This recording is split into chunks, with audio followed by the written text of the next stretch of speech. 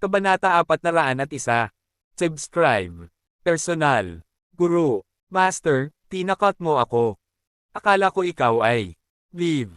May pagkakamaling naganap. Subukang muli mamaya. Sa sobrang pagkabalisa ni Cecilia ay nangingilid na ang mga luha sa kanyang mga mata. Isa siya sa iilan, kung mayroon man, sa grongan na ayaw na may mangyari kay Justin. Ano? Casual na nagsindi ng sigarilyo si Justin at tinapunan siya ng masamang tingin bago nagpatuloy, sa tingin mo ba napasabog ako? Oo. Tumanggaw si Cecilia at saka ibinaba ang ulo. Hindi ba mas mabuting mamatay na ako? Malaya ka, at gayon din ang pamilya Hansley. Mahinahong sabi ni Justin. Ang kanyang pagkamatay ay isang magandang bagay para kay Cecilia at sa pamilya Hansley. Mula sa araw na pumayag akong maging utusan, ikaw ang aking Panginoon. Hanggat ang aking Panginoon ay nabubuhay, gayon din ako. Kung ang aking Panginoon ay wala na, kung gayon ay hindi na ako kailangang manatiling buhay. Ano man ang pagiging totoo ng kanyang mga salita, hindi siya inilantad ni Justin. Sa halip, bigla niyang hinihitit ang kanyang sigarilyo at sinabing, hindi ako masasaktan ng bombang tulad nito. Alam ko. Ikaw si Ozure. Paano ka masasaktan ng ganitong dami ng pampasabog?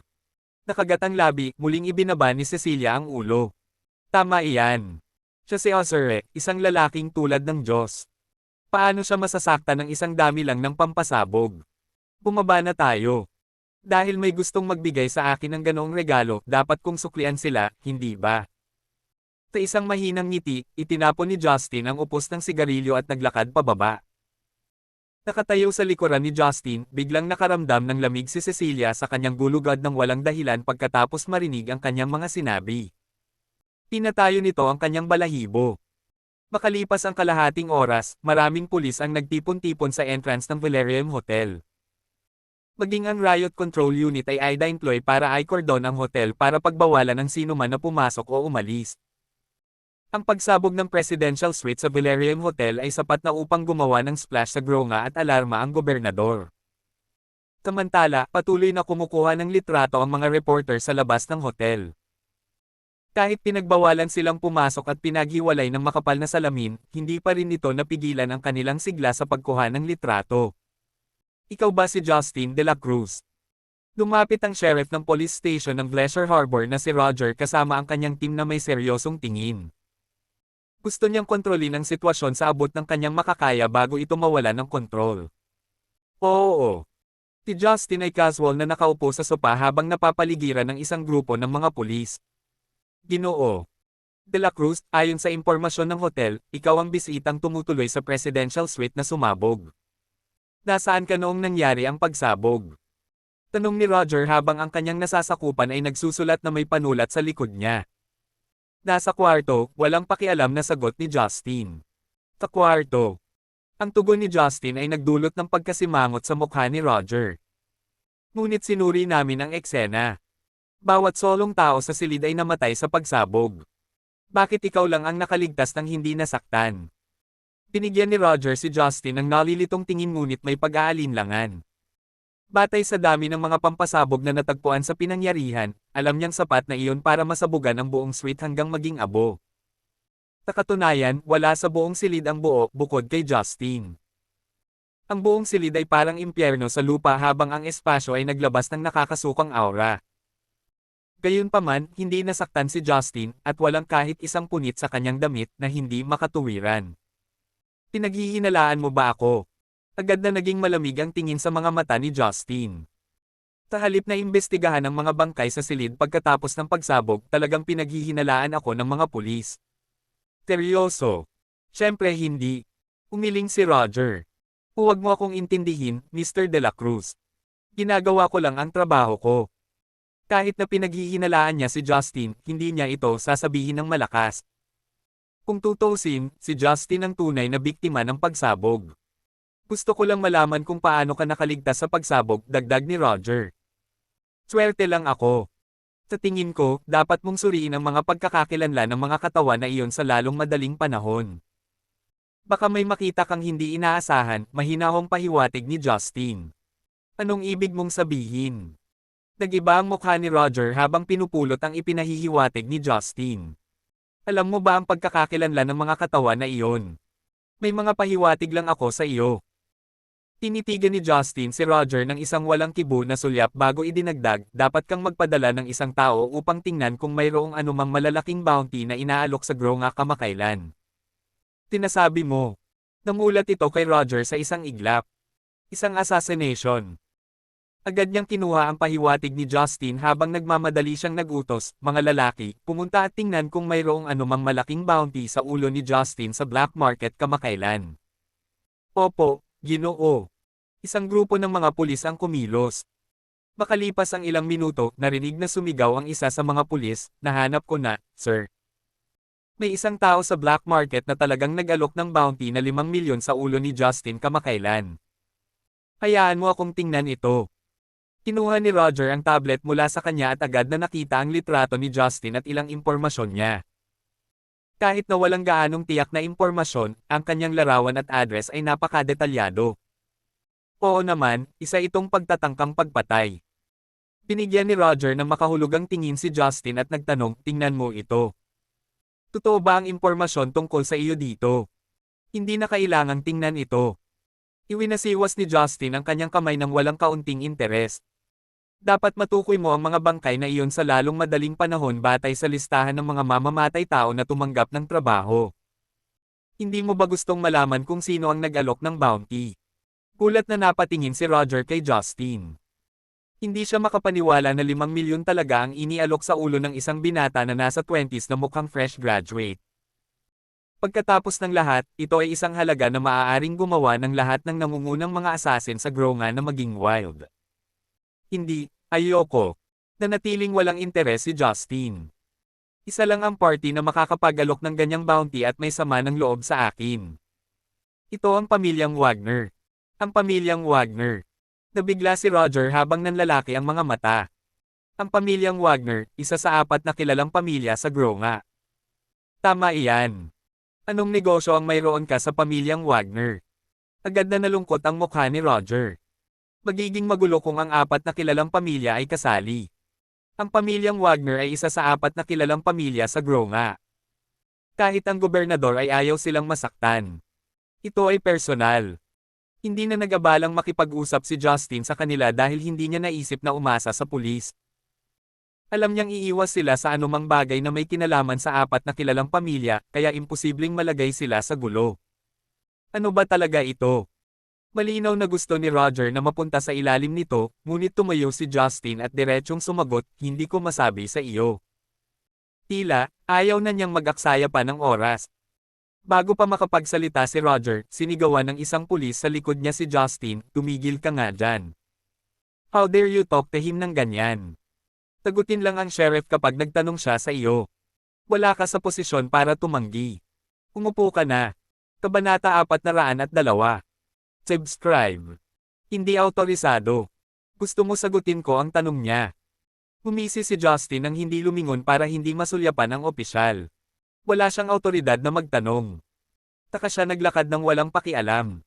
Tumigil ka dyan. Tigaw ng opisyal mula sa likuran. Nilinggan pa niya ang kanyang superior at nagtanong, Sheriff, dapat ba natin siyang ibalik dito ng puwersahan? Ano ang ibig mong sabihin ng puwersa? Nagsalubong ang mga kilay ng sheriff nang marinig ang sinabi ng una. Isang galit na galit ang sumilay sa kanyang mukha habang siya ay sumimangot, wala ka na bang mas magandang gawin? Biktima siya sa ganitong sitwasyon, hindi sospek. Suriin mo ang ugali mo. Yes, sir. Matapos mailagay sa kanyang lugar ni Roger, ang opisyal ay agad na naging maamo tulad ng isang liebre.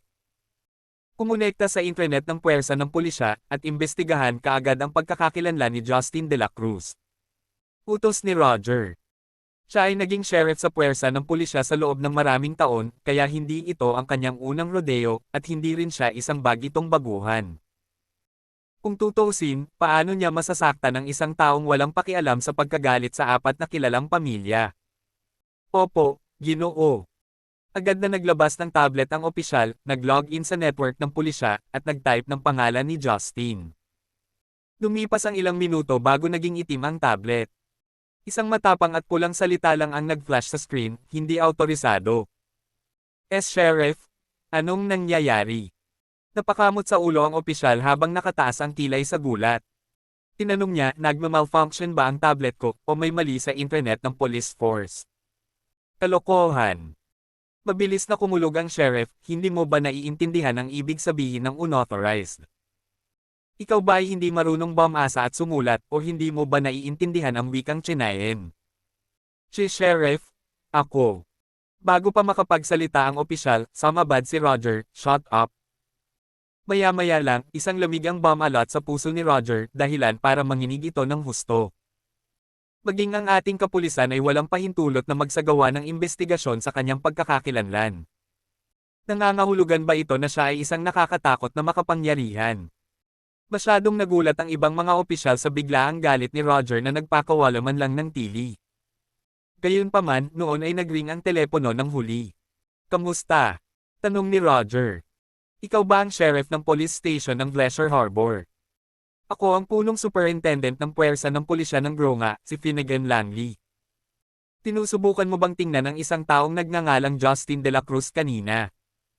Isang boses ng matanda ang nanggaling sa telepono. Matapos marinig ito, tumuwid ang gulugad ni Roger sa lugar na parang nakaharap sa isang mas malakas na nilalang. Oo, punong Superintendent Langley. Pwede mo namang kalimutan. Walang sino man sa buong puwersa ng pulisya ng Gronga, kahit ako, ang may awtoridad na suriin ang kanyang mga personal na file. Tanging ang gobernador ng Gronga ang may karapatang iyan. Ay, tama, biktima rin ba siya? Tangkot sa pambobomba sa Valerium Hotel. Oo, Chief Superintendent Langley, sagot ni Roger, na ang mukha ay namutla ng husto mula nang marinig niya ang mga salitang, punong superintendent.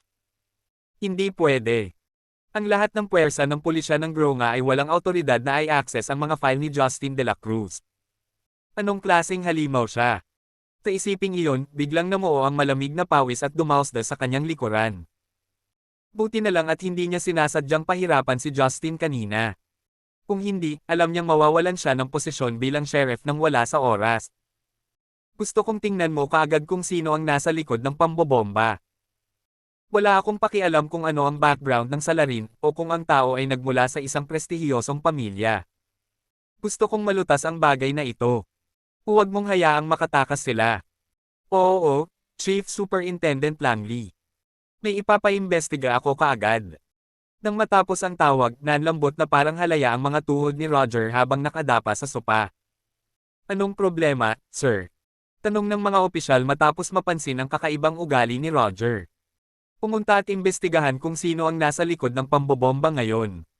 Nakaupo si Roger na tuwid ang likod na tila nasa gilid. Gusto kong matagpuan ang salarin, hindi alintana kung sino sila at saang pamilya sila nanggaling. Walang makakaalis dito. Naririnig mo ba ako? Oo, Sheriff.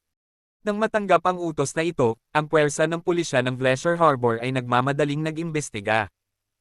Samantala, sa Kindred Soul Hospital, nagising si Anson mula sa kanyang koma. Tatayo na sana siya ngunit bigla niyang napansin ang kawalan ng sensasyon sa apat niyang paa. Ano ang nangyayari? Namuo ang matinding takot sa kanyang mga ugat. Bumaba ang kanyang tingin sa kanyang katawan, pinagmasdan ang malagim na eksena.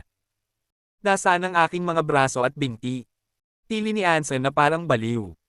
Naputulan sila. Isang boses ang biglang umalangaw-ngaw mula sa harapan.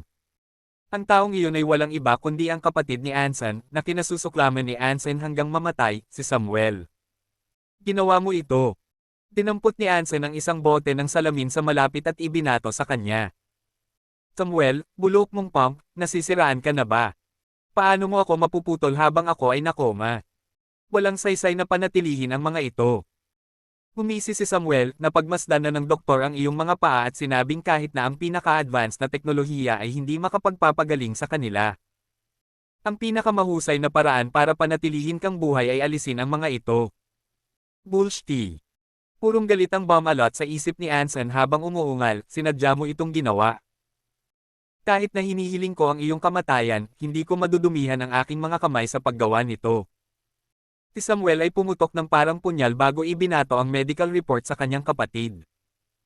Sinabi nito na ang mga braso at binti ng pasyente ay ganap na bali, at ang tanging paggamot ay alisin ang mga ito. Kasinungalingan. Ito ay kasinungalingan. Sumigaw si Anson, ayaw tanggapin ang mga natuklasan ng ulat. Naghinala pa siyang kinuha ni Samuel ang ospital para pekay ng medical report. Who cares kung ano ang iniisip mo? Walang pakialam si Samuel habang naghahadjust ng dyaryo kay Anson.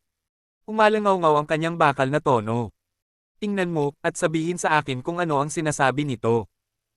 Naikuyom ni Anson ang kanyang pangahabang pinupulot ang dyaryo. Gayunpaman, nagulat siya sa sumunod na nakita niya. Mababasa sa artikulo, isang pambobomba ang naganap sa Valerian Hotel kagabi. Nagdulot ito ng mahigit 20 casualty na walang nakaligtas sa pinangyarihan. Ano ang kinalaman nito sa akin? Tinanong ni Anson sa pamamagitan ng pagngangalit ng mga ngipin, ang kanyang panlilisik na tingin ay tumama kay Samuel. Nasaksihan mo ang nangyari sa akin, baldado ako. Walang paraan na makakalaban kita sa pagiging man of the house. Paano ito? Hanggat matuntin mo ang brat na nagbali ng mga pako, aalis ako ng bansa kaagad. Nangangako akong mawawala sa iyong paningin magpakailanman. Alam na alam ni Anson na tanggapin ang kanyang walang magawang sitwasyon sa puntong iyon. Bagamat isa siyang alibugang anak, hindi siya tanga. Ngayong wala na akong paa, paano ako makakalaban ni Samuel? Isa lang ang naiisip kong gawin ngayon, patayin ang brat na gumawa nito sa akin. Gagawin ko ang lahat para mapabagsak siya. Kung hindi, ang nag-aapoy na puot na ito sa akin ay hindi kailanman maaayos. Nakaganti na ako sa iyong kahalili bago ka magising sa iyong pagkakoma. Sardonikong itinaas ni Samuel ang isang kilay kay Anson na para bang tulala ang huli. Nag-hire ako ng iba para bombahin ang hotel na iyon. Ginawa mo yon. Nanginginig ang bawat buto sa katawan ni Anson nang malaman ang katotohanan. Tinasabi mo na isa siya sa mga namatay sa pambobomba na iyon. Tama iyan. Nicely added Samuel, sapat na ang bounty na 5 milyon para wakasan ang kanyang parang hamak na buhay. Kabilang sa 20 bangkay ang bangkay ng iyong umatake. Ay teka, hindi naman patay. Mas tumpak kung tawagin itong patay na karne. O, mas mabuti pa, meat puri. Kabanata 403. Subscribe. Naniniwala ka ba sa balita? Patay na ba talaga siya? Nag-alinlangan si Anson sa sinabi ni Samuel at itinuring itong kalokohan. Sa tingin mo nagsisinungaling ako? Humisi si Samuel at malamig na idinagdag, magsisinungaling ba ako sa isang walang kwentang haltak na walang mga braso at binti? Ikaw. Ang kanyang mga salita ay nagpadala kay Anson sa isang hindi mapigil na panginginig. Narito ang isang tseke ng Halls Bay Bank para sa 10 milyon. Pinunasan ni Samuel ang tseke sa mukha ni Anson. Ang halagang ito ay sapat na para sa iyo na magpakasawa sa mga kababaihan sa natitirang bahagi ng iyong buhay. Umalis ka bukas bago mag-umaga. Hindi ko na nais na makita ka muli sa grow nga. 10 milyon. Nagdilim ang mukha ni Anson nang marinig ang halagang iyon. Tinatanggap mo ba akong pulubi? 100 milyon at hindi bababa sa 1 sentimo o hindi ko iiwan ang grow nga. Walang silbi ang pera kung hindi mo kayang mabuhay para gastusin ito. I take it that you understand this rationale, malamig na sabi ni Samuel. Ano ang sasabihin mo kung may papatay ako sa iyo sa sandaling lumabas ka sa grow nga? Sa oras na iyon, hindi ka magkakaroon ng 1 milyon, lalo na ang 100 milyon. Isang banta. Isang tahasang pagbabanta. Nang marinig iyon ni Anson, namumula ang kanyang mukha sa galit. Nasaan ang ating ama? Ayaw kanyang makita, sagot ni Samuel sa malamig na tono. Ikaw ang pinakadakilang kahihiyan sa kanyang buhay, isang anak na isang magwawaldes at manderaya at pinahintulutan ang kanyang mga pagmamalabas na gawin siyang tambak ng basura. Sobrang disappointed siya sa'yo. Hindi pwede yon. Anson added in disbelief, ako ang laman at dugo niya. Paanong ayaw niya akong makita? Malaya kang maniwala sa kahit anong gusto mo. Hindi mapakali si Samuel na mag-aksaya pa ng oras sa kanya. Ngunit halika bukas ng umaga, kung nalaman kong nasa grow nga ka pa, maaari kang pumunta sa impyerno at makilala ang lalaki sa mainland. Kaya sinabi, tumayo si Samuel at umalis. Sa mismong sandali nang bubuksan na niya ang pinto, tahimik na bumukas ang pinto sa ward. Kayong dalawa ay walang pupuntahan. Isang boses ang umalangaw-ngaw mula sa labas ng pinto. Maya-maya pa, pumasok sa kwarto ang isang binata na nasa 20s. Sino ka? Tambit ni Samuel habang umuusad para bunot ng baril. Bago pa niya magawa, sumigaw si Anson mula sa kanyang may sakit na kama, ikaw pala. Hindi ka patay. Siyempre, hindi ako. Tagot ni Justin na may mahinang ngiti habang naglalakad papasok ng kwarto. So, ikaw ang mainland guy na iyon. Tinitigan ng mabuti ni Samuel si Justin. Hindi pwede. Ang silid ay hinaypan sa hiwa-hiwalay at walang sinumang kaluluwa ang nakaligtas. Paano ka pa mabubuhay? Naniniwala ka ba sa lahat ng nasa balita? Nakangusong sabi ni Justin habang casual na isinara ang pinto ng kwarto. F*** the bill** the news. Sampay ng galit na si Samuel. Siya ay ganap na nawala ang kanyang call. Dahil hindi ka napatay ng pagsabog, sisiguraduhin kong gagawin ko. Agad na inilabas ni Samuel ang kanyang baril at nagpaputok, lahat sa isang hininga. Hindi siya mag-aaksaya ng oras sa mga patay. Ang taong ito ay karapat-dapat na mamatay, at walang pagkakaiba kung ito ay maaga o huli. Anuman, dapat siyang mamatay sa lahat ng paraan. Bang! Umalangaw-ngaw ang malakas na putok ng baril, at diretsyong lumipad ang isang gintong bala patungo sa ulo ni Justin. Kasabay ng pagpapaputok ni Samuel ng kanyang baril, sa isang kisap mata ay inilipat ni Justin ang kanyang posisyon at nagawang makaiwas sa bala. Paano ito posible? Napadilat si Samuel sa lubos na hindi makapaniwala. Tumabi lang siya at umiwas sa bala. Ganito ang nangyayari sa mga pelikula. Paano ito mangyayari sa katotohanan? Walang imposible para sa akin, sabi ni Justin habang lumalapit sa kanya. Handa nang magpaputok muli si Samuel, ngunit walang paraan na hahayaan ni Justin na mangyari iyon. Biglang nagmadali si Justin at, sa isang pitik ng kanyang pulso, hinawakan niya ang kanang kamay ni Samuel. Habang inilalabas niya ang kanyang buong puwersa dito, nabasag ang pulso ni Samuel sa isang malakas na kaluskos. Kaagad, nahulog ang baril sa kanyang kamay at papunta kay Justin. Bang! Bumagsak si Samuel na may dugong pulang bala sa ulo. Si Samuel, ang panganay na anak ng pamilya Wagner, ay patay na. Kay ikaw, huwag kang lalapit sa akin. Dahil nasaksihan ni Anson ang pagkamatay ni Samuel sa harap ng kanyang mga mata, natarante si Anson at nawala ng kontrol sa kanyang sarili. Ang silid ay biglang napuno ng matinding amoy ng ihi. Mukhang napakadali para sa iyo na baliin ang iyong mga braso at binti noon, sabi ni Justin habang naglalakad siya patungo sa Anson. Hindi mo ako mapapatay. Kung gagawin mo, susundan ka ng pamilya Wagner. Si Anson ay gumagawa ng huling ditch na pagsisikap sa nanginginig na boses. Ganoon ba? Tanong ni Justin na walang emosyon. Kung gayon, kailangan kong ganap na puksain ang pamilya Wagner. Itinaas ni Justin ang kanyang kanang kamay, at isang matunog na putok ang sumunod. Ang bala ay tumama mismo sa ulo ni Anson. Bangkay na siya bago pa man siya makasigaw. Nang sumunod na araw, bago pa man namuo ang alikabok sa pagsabog sa Valerium Hotel, isa pang nagbabagang balita ang bumungad sa front page ng Gronga News Media. Dalawang saya ng pamilya Wagner, sina Samuel at Anson, ang nakatagpo ng marahas na pagkamatay sa intensive care ward ng Kindred Soul Hospital. Ayon sa investigasyon, pareho silang namatay dahil sa putok ng baril. Ang paunang conclusion ng pulisya ay ang paghihiganti sa pamamagitan ng pagpatay. Agad namang nagulat ang buong isla sa pangyayari. Ang pamilyang Wagner ay isa sa 4 na kilalang pamilya ng Gronga. Ang pagkakaroon ng 2 anak na lalaki na pinatay sa parehong araw ay sinaktan ng isang malalim na paghihiganti. Si Justin ay tila hindi naapektuhan ng lahat ng ito kahit kaunti. Matapos ang insidente ng pagsabog sa hotel, sa katunayan, siya ay na-upgrade sa pinaka-prestihiyosong presidential suite. Higit pa rito, binigyan siya ng buong panahong proteksyon sa seguridad kung sakaling may mangyari muli. Bagaman walang mapanganib na dumating sa kanya noong araw na iyon, isang malaking grupo ng mga pulis ang lumitaw. Personal na pinamunuan ni Roger, ang sheriff ng Glesher, ang pangkat na kumatok sa pinto ng silid ni Justin. Ginoo De La Cruz. Magalang na kumilos si Roger na para bang nakikipagkita sa kanyang superior. Ginoo De La Cruz, may ilang partikular na bagay na gusto naming itanong sa iyo. Pwede ba tayong pumasok? Pumasok ka na. Nang sinenyasan sila ni Justin na lumapit ay pumasok si Roger. Ginoo De La Cruz, narinig mo ba ang tungkol sa mga pagpatay kagabi sa Kindred Soul? Nahihiyang tanong ni Roger sa takot na masaktan si Justin.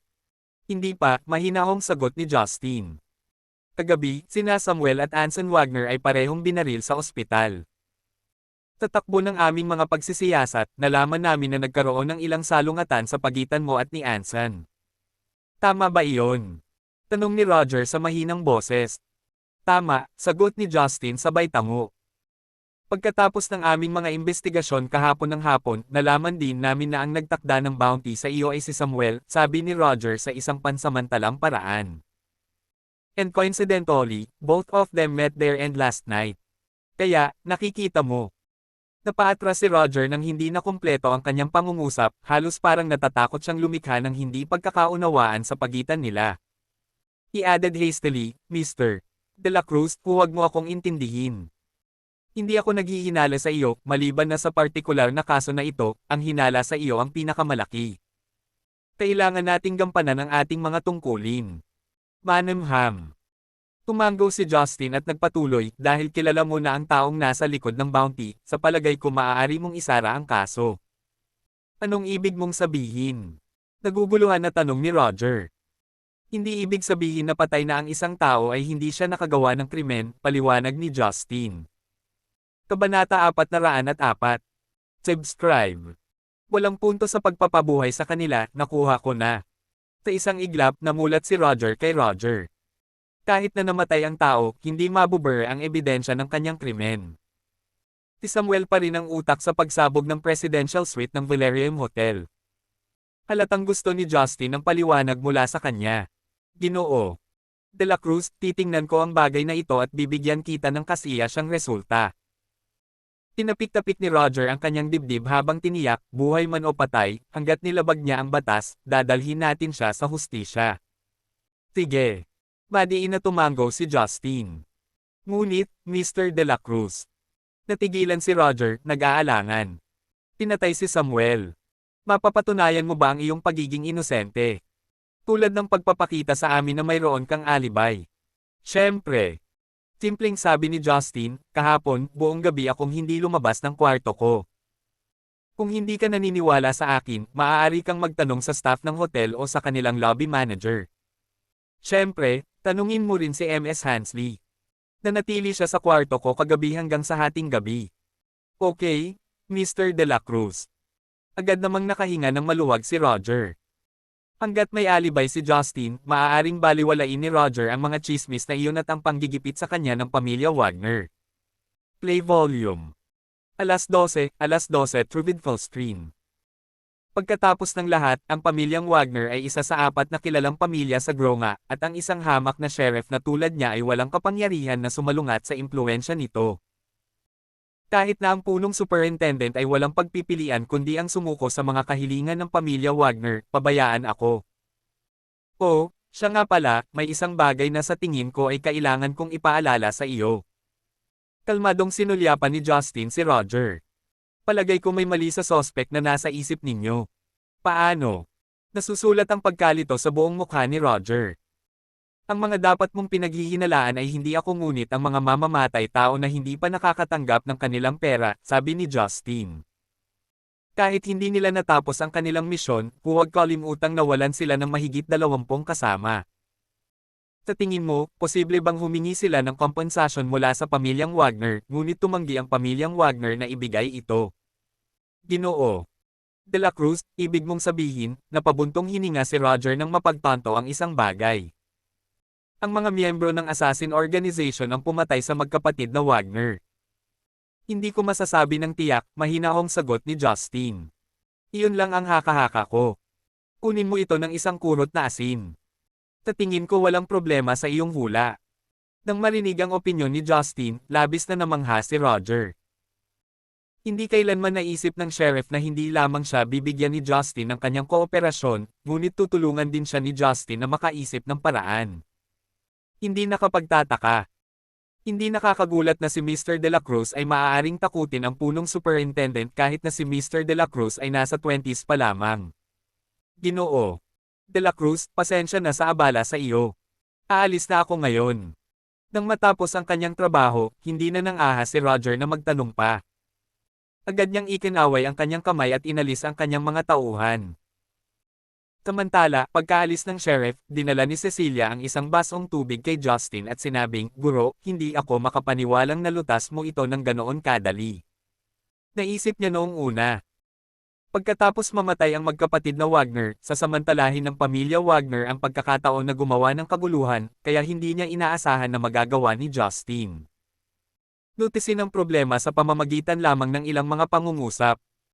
Sa palagay mo ba ay alam lang ni Ozure kung paano gumamit ng brute force at assassination para malutas ang mga problema? Tinapunan siya ni Justin ng isang walang pakialam na tingin habang umiinom ng baso ng tubig.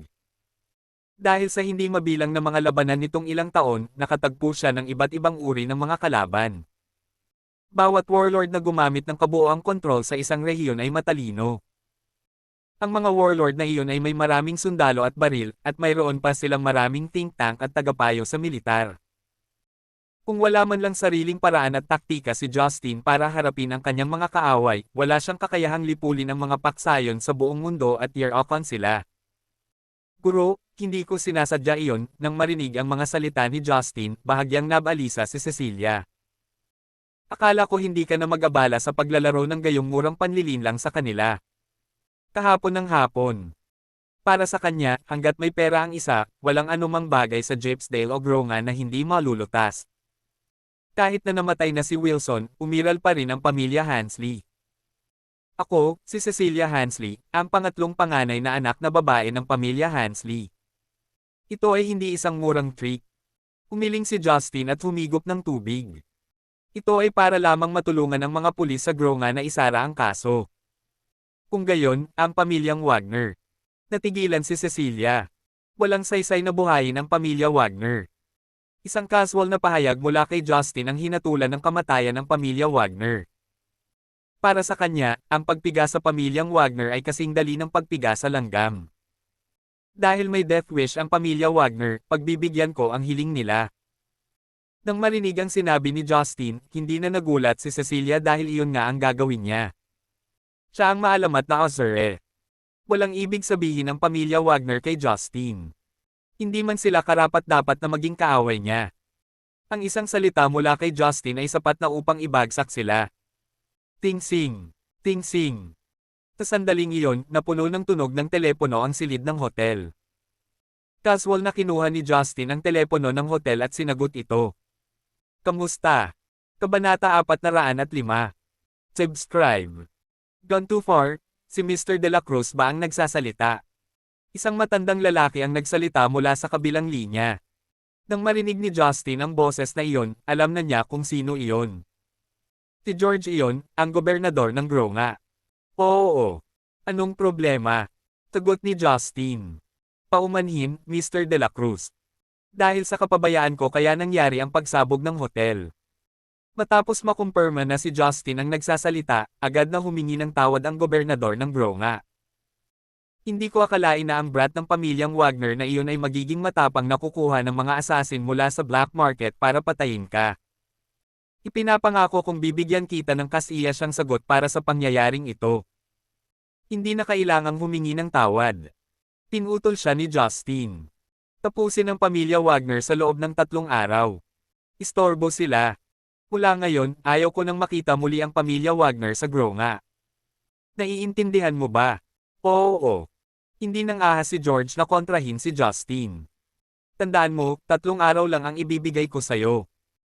Kung ang pamilya Wagner ay nasa Gronga pa rin pagkatapos ng 3 araw, magbibitiw ka bilang gobernador ng Gronga at babalik sa iyong bayan para sa pagre-retiro. Oo, Mr. De La Cruz. Haharapin ko agad ang istorbo. Pagkasabi noon ni George, ibinaba niya ang telepono at pumunta para isagawa ang utos. Samantala, pagkatapos ibaba ang telepono, nagsindi ng sigarilyo si Justin at naglakad patungo sa bintana. Tinitingnan niya ang matataas na gusali at ang tanawin sa gabi sa labas ng bintana, huminga siya at bumuga ng usok. Play volume. Alas 12 through full screen. Ngayon na ang pamilya Wagner ay nakikitungo, oras na para dumating ang balita ng Hunters Guild, hindi ba? Nakontak ka na ba ng kaibigan mo mula sa Hunters Guild? Tanong ni Justin na lumingon kay Cecilia. Hindi pa. Umiling si Cecilia. Siguro dapat ko siyang tawagan para hilingin sa kanya na magmadali. Ayos lang. Napailing si Justin sa kalmadong paraan. Tatawagan ka niya. Kapag tumawag siya, abisuhan ako kaagad. Samantala, sa sala ng tirahan ng Wagner, pinunit ng ulo ng pamilya Wagner na si Queen Wagner ang pahayagan sa kanyang mga kamay. Parehong namatay sina Anson at Samuel. Dama po ang nakapatay na tingin ni Queen sa butler. Sabihin mo sa akin. Totoo ba yan? Oo, matandang Mr. Wagner. Ibinaba ng mayordoma ang kanyang ulo, walang lakas ng loob na salubungin ang mga mata ni Queen. Tinong gumawa nito? Galit na galit si Queen kaya namumula ang kanyang mga mata.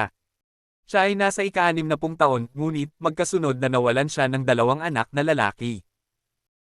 Noong una, gusto niyang pumili ng isa sa kanyang mga anak na lalaki upang maging tagapagmana ng negosyo ng pamilya, ngunit ngayon na pareho silang namatay, walang maaaring maging susunod na pinuno ng pamilya Wagner. Tinong mag-aalaga sa akin kapag malapit na akong mamatay. Iniimbestigahan pa namin ito. Lalong ibinaba ang ulo ng mayordomo. Tinabi sa amin ng mga tao mula sa ospital na sira ang mga surveillance camera, kaya hindi nila masuri ang footage ng surveillance. Tirang surveillance camera. Namula ang mga mata ni Queen nang marinig ang tugon ng mayordoma. Anong excuse yan? Sino sa tingin nila ako? Akala ba nila lolokohin nila ako ng random excuse? Tingnan mo ito.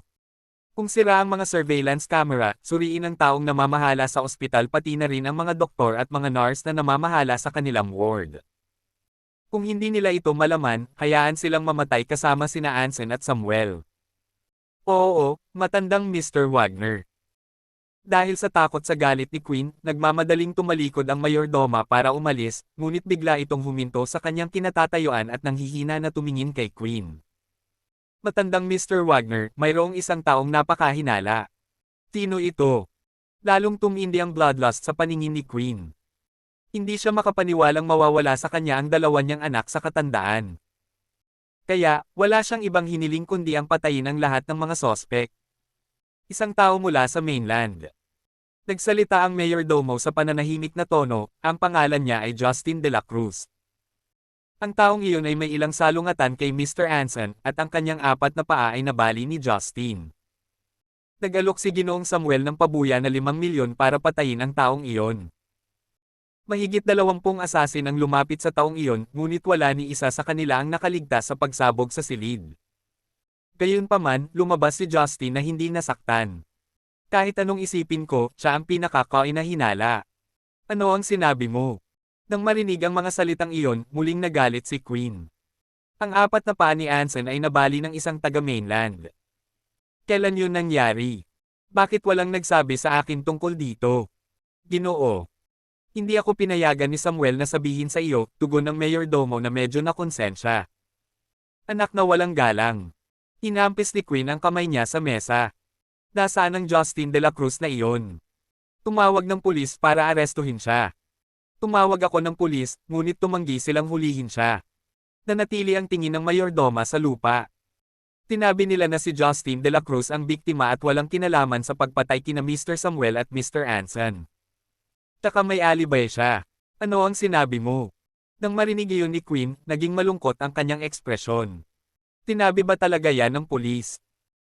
Dahil sa kapangyarihan ng aking pamilya sa Gronga, ang pulis ay palaging nakikipagtulungan sa amin noon, ngunit sa pagkakataong ito, sila ay nasa panig ng isang mainlander at lumalaban sa amin. Dapat may something fishy. Oo, matandang Mr. Wagner. Tumango ang mayordomo. Higit pa riyan, hindi nila ako pinayagan na tukuyin ang katawan ni Mr. Samuel. Bakit? Ang mga mata ni Queen ay kasing pula ng beet. Ang aking mga anak na lalaki ay namatay na, at gayon pa man, hindi nila kami pinapayagang formal na makilala sila. Masyado nang malayo ang mga pulis ng Gronga. Kabanata 406. Subscribe. Pagbagsak ng pamilya Wagner, sinabi nila Mr. Samuel ang utak ng pagsabog sa Valerium Hotel. Nakaramdam ng hinanakit ang mayordomo. Buhay man siya o patay, walang makakaalis sa kanya bago isara ang kaso. Kalokohan. Bang! Hindi na napigilan ang galit sa loob ni Queen, at sinipa niya ang mesa sa harapan niya habang umuungal, hindi man lang nila bibitawan ang patay. Kunin mo ang phone ko dito. Tatawagan ko ng personal si George Langdon. Gusto kong makita kung gaano ka-Jose ang mainlander na iyon. Nasa ilalim ba niya ang lahat sa Gronga?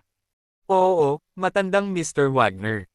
Kinuha ng mayordomo ang telepono at iniabot kay Queen. Beep, beep, beep.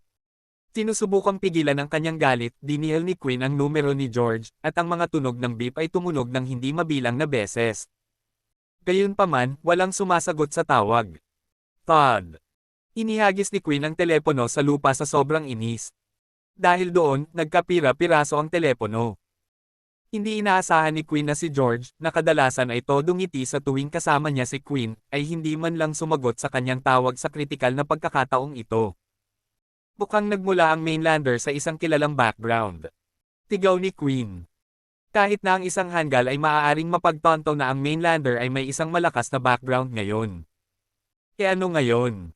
Nawalan ako ng 2 anak. Mabangkarot man ako, hindi ko siya hahayaang makalaya dito.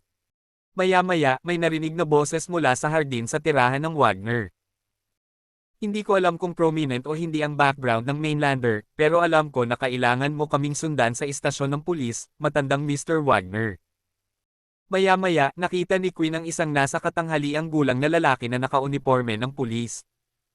Pagpasok sa tirahan ng Wagner kasama ang isang malaking grupo ng mga pulis. Sino kayo? Sino ang nagpapasok sa iyo? Malaking pagbabago ang ekspresyon ni Queen nang makita niya ang pulis. Matandang Mr. Wagner, hinala namin na sangkot ka sa insidente ng pagsabog sa Valerium Hotel. Mangyaring pumunta sa istasyon ng pulisya sa amin para sa investigasyon. Habang nagsasalita ang nasa katanghaliang gulang na pulis, naglabas siya ng warrant of arrest at ipinakita ito kay Queen.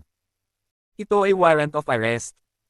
Kung mayroon kang anumang hindi kasiyahan sa amin, maaari kang kumuha ng isang abogado upang aidmande kami anumang oras.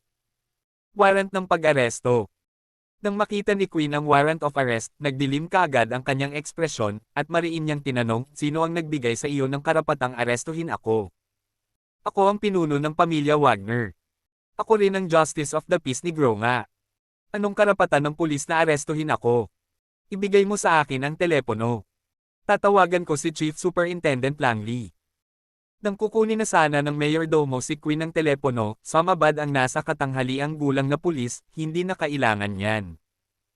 Si Chief Superintendent Langley ang naglabas ng warrant of arrest, at mayroon pa itong pirma ng gobernador ng Gronga. Ano? Nanginig ang mga paa ni Queen. Sa isang suntok, bumagsak siya sa lupa. Hindi niya akalain na ang warrant of arrest ay personal na inilabas ng punong superintendent at ng gobernador ng Gronga. Hindi ako nagtitiwala sa iyong mga salita. Tawagan ko si George. Parang naghi-hysterical si Queen. Paulit-ulit siyang naghahanap ng telepono, ngunit hindi binigyan ng katanghaliang gulang na pulis si Queen ng pagkakataon na gawin iyon. Kaway-kaway ang kanyang kamay, ang nasa katanghaliang gulang na pulis ay nagutos, alisin mo siya. Oo. Sa kanyang utos, mahigit 100 ng pulis ang sumugod kaagad upang hulihin si Queen. Pagkaraan ng 3 araw, isang piraso ng break-in. Balitang bumulaga sa buong Gronga na parang isang pagsabog ng bomba. Ang pamilya Wagner, na isa sa 4 na kilalang pamilya sa Gronga, ay pinaghihinalaan ng contract killing. Si Queen, ang pinuno ng pamilyang Wagner, ay inaresto kaagad, at ang kanyang panganay na anak, si Samuel, ay sinentensyahan ng 30 taon sa bilangguan. Lahat ng ari-arian ng pamilya Wagner ay kinumpiska. Sa sandaling lumabas ang balitang ito, lahat ng tao sa Gronga ay nabigla sa kaibuturan. Ang ulo ng pamilya ay inaresto, at ang kanyang 2 anak na lalaki ay pinatay. Pati ang kanilang mga ari-arian ay kinumpiska. Ang lahat ay hindi maiwasang magtaka kung sino ang may ganoong dakilang kapangyarihan upang lipulin ang buong pamilyang Wagner sa isang gabi. Isang mainit na debate ang sumiklab sa lungsod sa isang iglap. Ang ilang mga tao ay nag-isip na ang pamilya Wagner ay nakasakit ng isang tao na hindi nila dapat nagalit, habang ang ilan ay nagsabi na ang iba pang 3 kilalang pamilya sa Gronga ang nagsanib kamay upang sirain ang pamilyang Wagner at umani ng mga benepisyo ng magkasama. Anuman, ang pamilya Wagner ay nawasak sa isang gabi. Sa presidential suite sa Valerium Hotel, si George, ang gobernador ng Gronga, ay kasalukuyang nakatayo sa harap ni Justin na tila isang estudyante sa elementarya na nagkamali. Ginoo De La Cruz, nasisiyahan ka ba sa paraan ng paghawak nito? Nang walang tango ni Justin, hindi nang ahas na umupo si George. Bihira ka lang pumasa. Tiningnan siya ni Justin ng masama. Maupo ka. Oo, Mr. De La Cruz. Nang marinig iyon, sa wakas ay nagkaroon ng lakas ng loob si George na umupo sa harap ni Justin, ngunit siya ay natigilan pa rin, na hindi mukhang isang prominenteng opisyal. Ay disperse ang mga opisyal ng Police Tactical Unit sa labas ng hotel. Hindi ko kailangan ng proteksyon nila, casual na sabi ni Justin. Nitong mga ilang araw, namataan niya ang mga naka-plaincloth na Police Tactical Unit officer sa labas nang lumabas siya ng hotel. Bagamat mahusay silang nagbalat kayo, walang paraan na hindi mapapansin ni Justin ang kanilang pagbabalat kayo. Kabanata 407. Subscribe. Ang Legendary Hunters Guild. Ginoo De La Cruz, ginagawa ko lang ito para ilayo sa iyo ang gulo, paliwanag ni George sa mahinang boses. Alam niya na hindi kailangan ni Justin, isang tao na naging big shot sa loob lamang ng 3 taon, ang kanyang proteksyon. Gayunpaman, umiral ang Police Tactical Unit para mabawasan ang gulo para kay Justin. Kung tutuusin, magiging abala kung ang mga mangmang ay dumating na nanliligaw at sinasaktan si Justin. Hindi na kailangan yan. Walang pag-aalinlangang nagsindi ng sigarilyo si Justin at nagpatuloy, aalis na ako sa grow nga. Aalis. Nagulat si George. Ginoo De La Cruz, tapos ka na bang ayusin ang mga bagay mo sa grow nga? Malapit na. Tumingin si Justin sa kanyang relo. 4 hanggang 5 araw na ang nakalipas mula nang huli niyang makita ang dalaga. Kung tama ang hula niya, malapit na silang makipag-ugnayan sa kanya.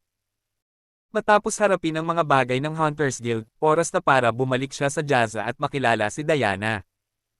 Maya-maya lang ay pumasok si Cecilia sa sala na may dalang pinggan. Guro, mangyaring uminom ng tsaa. Nang makita si George, tumango siya bilang pagbati. May balita ba mula sa Hunters Guild? Mahinahong tanong ni Justin. Umiling si Cecilia. Hindi pa. Pagkasabi niya noon ay nag-ring ang phone niya. Biglang nagbago ang ekspresyon ni Cecilia. Master, tumatawag siya. Bulalas niya. Ibigay mo sa akin. Kinuha ni Justin ang telepono at sinagot ito. Kamusta? TMS Hansley ba ito? Umalangaw-ngaw ang kaakit-akit na boses ng dalaga mula sa kabilang linya. Si Justin De La Cruz ang nagsasalita. Oh, Mr. De La Cruz. Nagulat ang dalaga nang marinig na sinagot ni Justin ang telepono. Ginoo De La Cruz, hihilingin lang sana kita. Nakatanggap ako ng balita mula sa Hunters Guild. Ngayong gabi, personal na lalabas si Waxen at sasalubungin ang mga bagong miyembro. Maaari ka bang maglaan ng ilang oras upang dumalo sa pagtitipon? Magalang na tanong niya. Wala siyang ibang pagpipilian. Maging si Cecilia, ang ikatlong anak na babae ng pamilya Hansley, ay alipin lamang ni Mr. De La Cruz. Ang hindi sikat na celebrity na tulad ko ay halatang mas hamak pa kaysa kay Cecilia. May oras ako. Tinanggal ni Justin ang upos ng sigarilyo at walang pakialam na nagpatuloy, panahon at lugar. 8:00 ngayong gabi. Pumunta ka sa lugar kung saan tayo huling nagkita. Susunduan kita dyan. Sige. See you later. With that, ibinaba ni Justin ang tawag. Ang tagal niyang hinintay ang araw na ito. Ginoo De La Cruz, update ba iyon mula sa Hunters Guild? Maingat na tiningnan ni George si Justin. Oo. Tumango si Justin. Pagkatapos ay iniutos niya, ipasa ang dekreto ng Ozure. Si Nelson Carter, ang Commander-in-Chief ng Gronga Special Force, ay naka-standby para sa aking mga order kasama ang 50,000 sundalo ng Special Forces ngayong gabi. Ang sino mang hindi sumunod ay papatayin. Naiintindihan mo, Mr. De La Cruz. Sa sandaling marinig ni George ang mga salitang, Decree of Ozure, bumangon siya mula sa kanyang upuan. Alam na alam niya ang ibig sabihin ng 3 salitang iyon. Mayroon lamang isang bagay na nakalaan para sa sino mang lumabag sa dekreto ng Ozure, ang kamatayan. 8:00 ng gabi, dumating si Justin sa cafe kung saan niya nakilala ang dalaga. Kung ikukumpara noong nakaraan, mas lalo pang nakaakit at mapang-akit ang dalaga. Sa kasamaang palad, ang kanyang hitsura ay walang epekto kay Justin. Kailan tayo aalis? Dumiretso siya sa punto. Huwag magmadali, Mr. De La Cruz. Lumapit ang dalaga kay Justin at huminto sa harapan niya. Ginoo De La Cruz, mas nakakaakit ba ang Hunters Guild kaysa sa katawan ko? Hindi mo ba gustong i-enjoy ang romantikong gabing ito at makipag-inuman sa akin? Hindi. Ayaw ni Justin na mag-aksaya ng oras sa kanya. Hindi ako interesado sa katawan mo. Sa Hunters Guild lang ako interesado. Ginoo. De la Cruz, ang galing mo. May gustong sabihin ang dalaga, ngunit hindi siya naglakas loob na sabihin ang mga ito. Walang magawa, lumabas siya ng kafe at pinindot ang susi ng kotse sa kanyang kamay.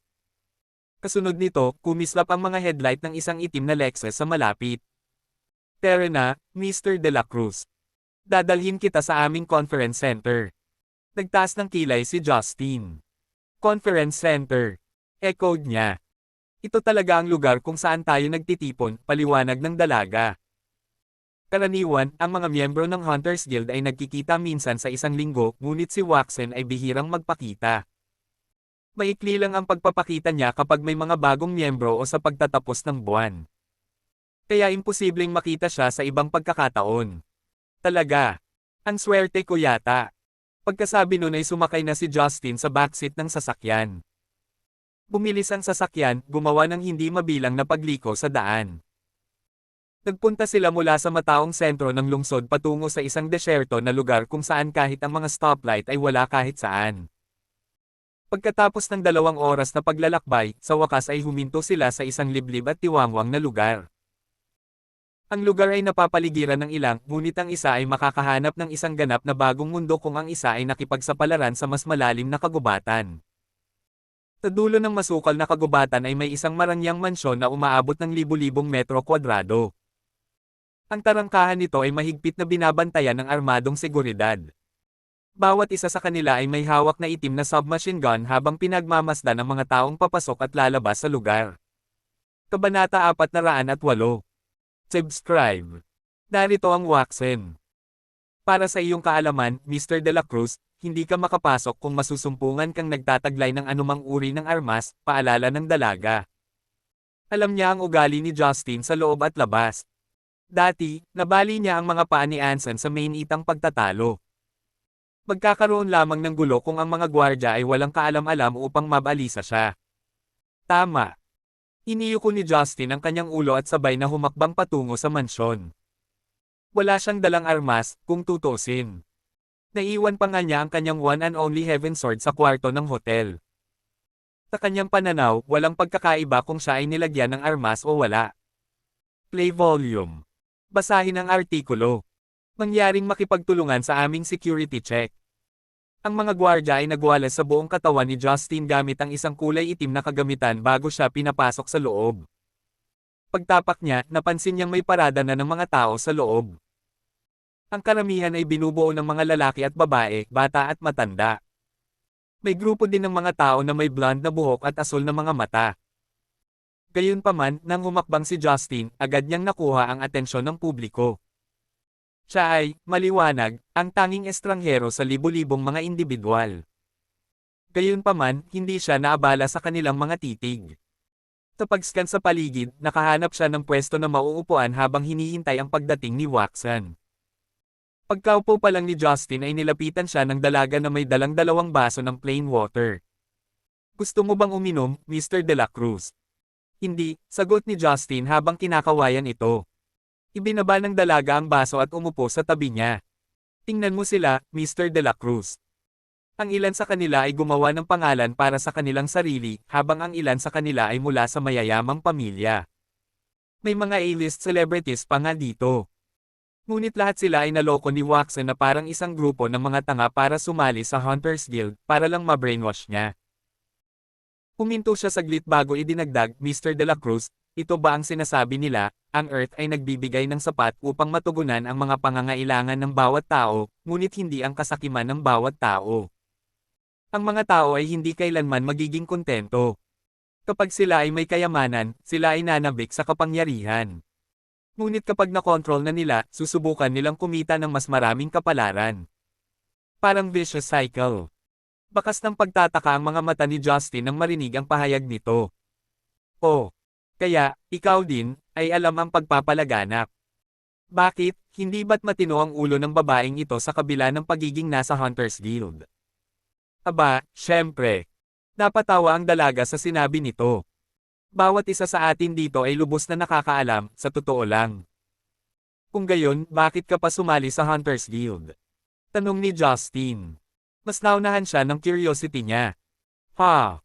I'm after their resources, obviously, ang pagbubunyag ng dalaga. Ang ngiti niya ay umabot sa kanyang mga mata. Para sa akin, ang Hunters Guild ay isang trading hub lamang. Ang mga kilalang tao ay sagana dito.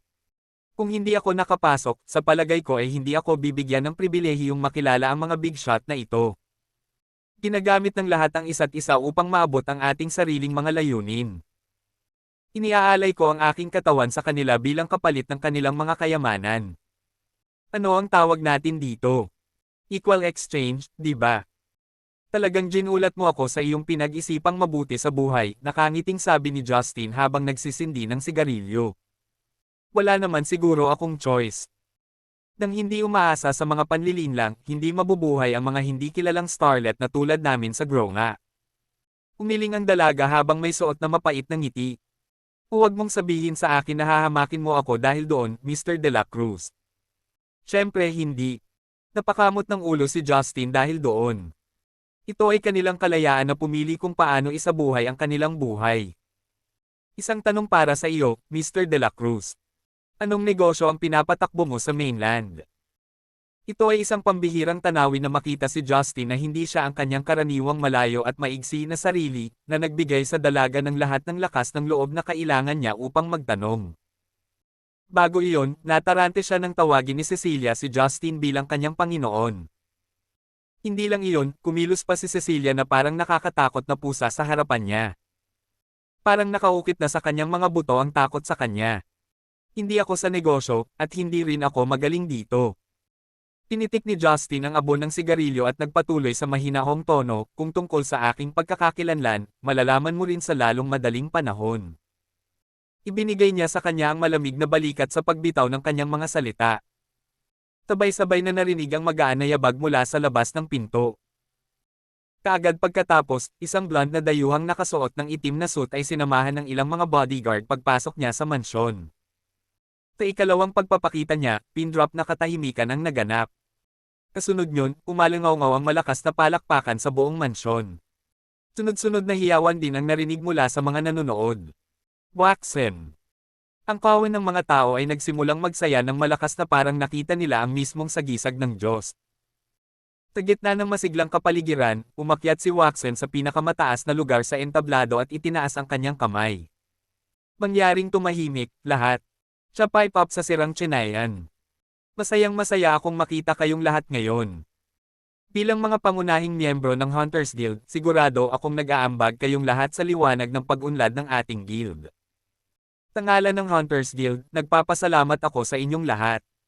Nang matapos ang kanyang talumpati, yumuko si Waxen. Pagkatapos ay nagpatuloy siya, sa karagdagan, mayroon kaming isa pang agenda para sa aming pagpupulong ngayon, na kung saan ay ang induction ng aming mga bagong miyembro ng guild. Itinaas ni Waxen ang kanyang ulo at inilibot ang kanyang tingin sa karamihan. Sa malumanay na tono, inihayag niya, palakpakan tayo para salubungin ang ating mga pinakabagong miyembro. Kabanata 409. Subscribe. Out of your depth. Pumalakpak. Pumalakpak. Pumalakpak. Sa ibaba ng entablado, maririnig ang tunog ng palakpakan sa paligid. Sabay tingin ng lahat kay Justin. Sa ilalim ng mga tingin ng lahat, si Justin ay tumungo sa entablado. Habang papalapit siya, bumungad sa mga mata ni Waxen ang pagkagulat. Sa kabila nito, hindi niya ito pinansin. Pagkaakyat ni Justin sa entablado, nilingon silang lahat ni Waxen at sinabing, kapag dumaan na kayo sa sagradong seremonya, magiging opisyal na miyembro kayo ng Hunters Guild. Huminto siya bago idinagdag, gayunpaman, may isang bagay na dapat kong sabihin sa iyo bago iyon. Pagkasabi noon, lumingon si Waxen para tingnan ang mga miyembro ng Hunters Guild sa ibaba ng stage. Sumigaw siya, bakit hindi mo sabihin sa kanila ang layunin ng Hunters Guild? Para ibagsak ang opisina ni Azure at iligtas si Chania. Isang koro ng tagay ang sumabog mula sa karamihan sa ibaba. Ano? Ibagsak ang opisina ni Azure. Nang marinig ito ni Justin ay halos mapahagalpak siya ng tawa. Niloloko ba ako ng tenga ko? Sa tingin ba ng mga idiot na ito ay kaya nilang ibagsak ang opisina ni Azure? As you all know, Azure ang namumuno sa Chania mula sa Azure's office. Araw-araw, kumikitil siya ng buhay na parang walang kwenta. Ang ating kapalaran ay nasa ilalim ng kanyang kontrol. Kung hindi niya gusto ang isang tao, ang taong iyon ay mamamatay sa kanyang mga kamay sa susunod na araw. Kung may gusto silang gawin, wala silang pakialam kung gaano karaming tao ang kailangan nilang isakripisyo. Si Azure ay isang malupit. Ang Azure's office ay walang iba kundi isang tiwaling organisasyon. Ang layunin namin ay ibagsak ang opisina ni Azure at muling itayo ang tiyanya. Sa isang iglap, lahat ng tao sa bulwagan ay nataranta. Ang mga baliw na miyembro ay nagtaas ng kanilang mga kamay tulad ng isang grupo ng mga panatiko na wasak ang utak at sumigaw, ipapabagsak natin ang opisina ng Azure at muling itatayo ang tiyanya. Ibagsak ang opisina ni Azure at muling itayo ang tiyanya.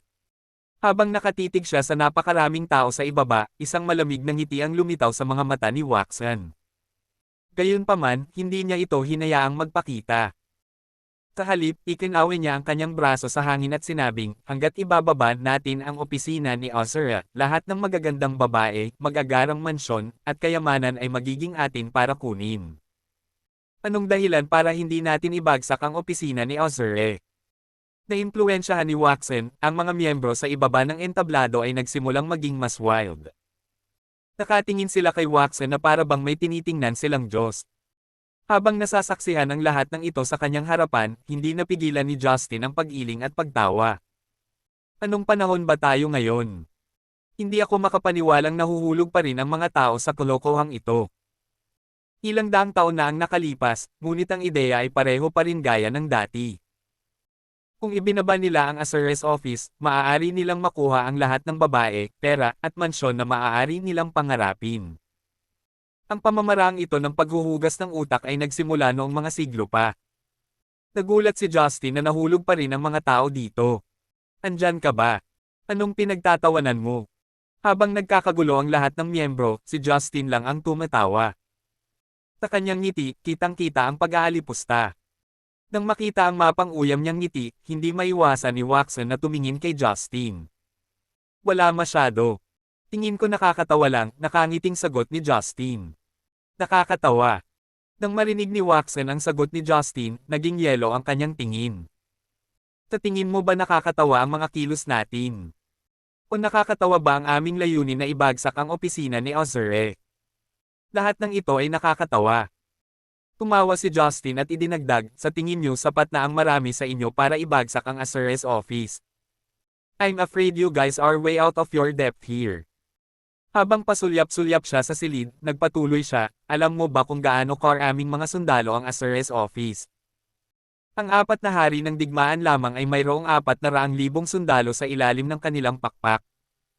Hindi pa iyon kasama ang 4 na elite team na nakatago sa Azure's office. Mayroon silang mas malaking hukbo na binubuo ng humigit kumulang 500,000 sundalo. Sa kabuuan, iyon ang dahilan kung bakit ang kanilang puwersang militar ay binubuo ng humigit kumulang 1,000,000 sundalo. Nang may panunuya, nagtanong si Justin, sa tingin ba ninyo sapat na ang grupo ninyo na bumubuo sa Hunters Guild para ibagsak ang Azure's office? Hindi mo ba nakikita kung gaano katawa iyon? Nang matapos magsalita si Justin, sinigawan siya ng mga baliw na panatiko sa ibaba ng entablado. Ikaw ang katawa-tawa. Bumaba ka dyan. Bumaba ka sa stage. Ang mga miyembro sa ibaba ay malapit nang tumalon sa entablado at mapunit si Justin. Gayunpaman, hindi man lang nag-abalang tingnan sila ni Justin. Sila ay walang iba kundi isang pulutong ng mga langgam sa kanyang mga mata. Ang kanilang mga numero ay hindi man lamang nangangailangan ng Azure's office na pakilyusan ang kanilang puwersang militar. Maaari silang ilabas ni Nelson ng mag-isa. Tumigil ka. Habang nagkakagulo ang mga miyembro, nakakagulat na inilabas ni Waxen ang kanyang kamay. Tinenyasan niya ang lahat na tumahimik. Lahat, mag-settle down muna tayo. Dahil ang lalaking ito ay naglakas loob na sabihin na wala na tayo sa ating kalaliman, kung gayon ay dapat nating ipakita sa kanya kung hindi man. Kabanata 410. Subscribe. Kilala mo ba si Daniel? Mahina na tumingin si Waxen kay Justin at sinabing, so sa tingin mo wala na tayo sa lalim, ha? Parang hindi naman.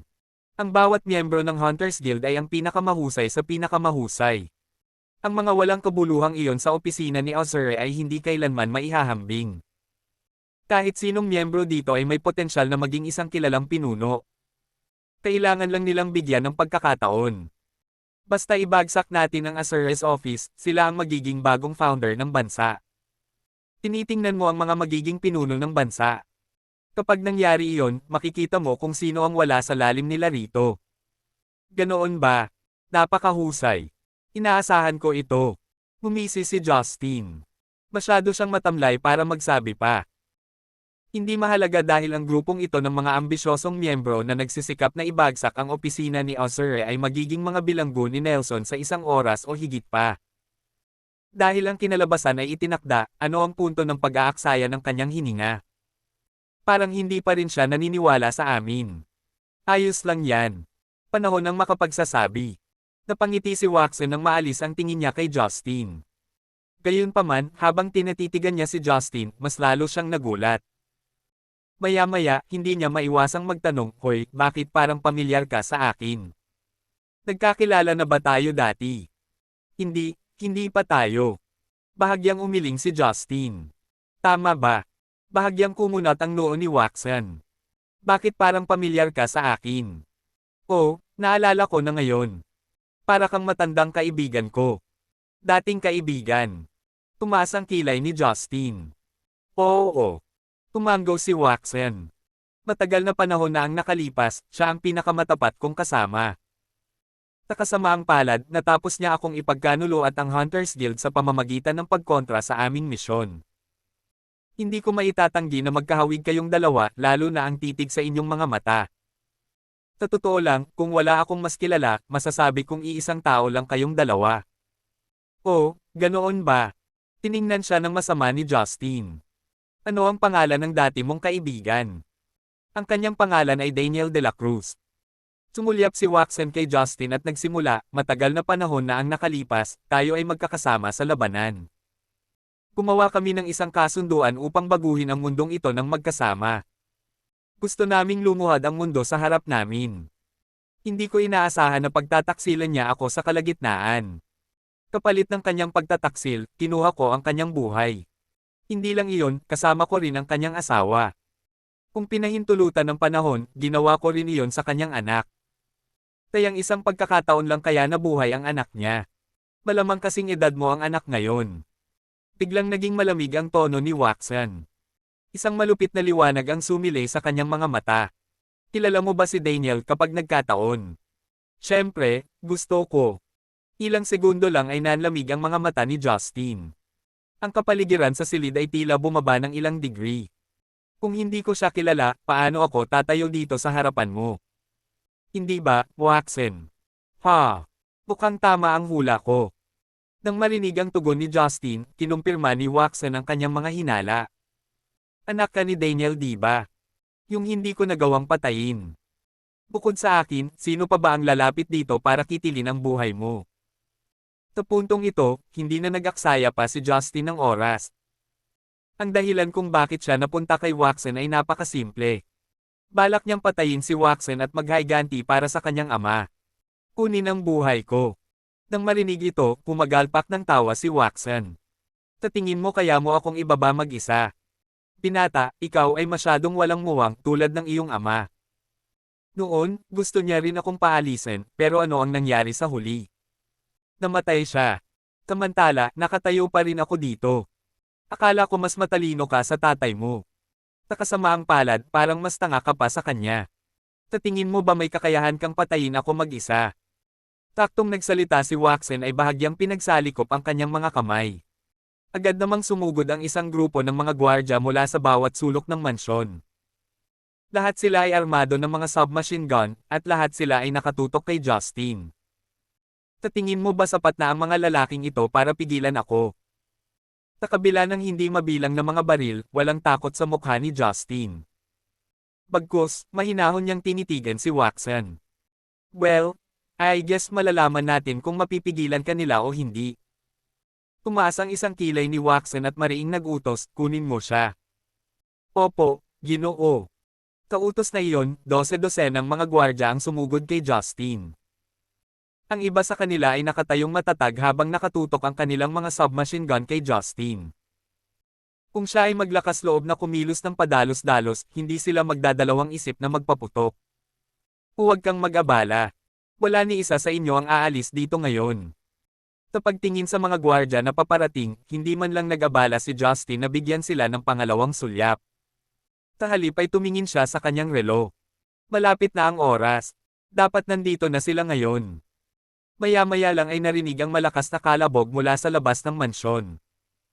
Maya-maya pa, isang malakas na pagsabog ang yumanig sa buong bulwagan. Pagkatapos, maririnig ang siklab ng mga yabag. Nanginginig pa ang mga dingding at lupa.